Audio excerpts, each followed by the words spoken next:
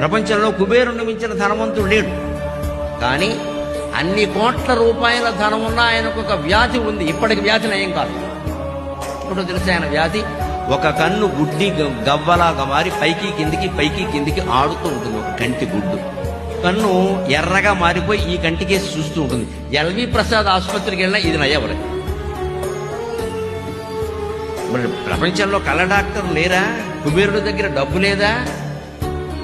ఎంత డబ్బు ఉండని కొందరికి కొన్ని యోగాలే ఉంటాయి, కొన్ని యోగాలు ఉండవు అంతే. మనం కుబేరుడి కంటే గొప్పవాళ్ళమా అండి? ఇప్పటికీ వాడి కన్ను మారలేదు. ఎందుకో తెలుసా? పార్వతీదేవి శాపం.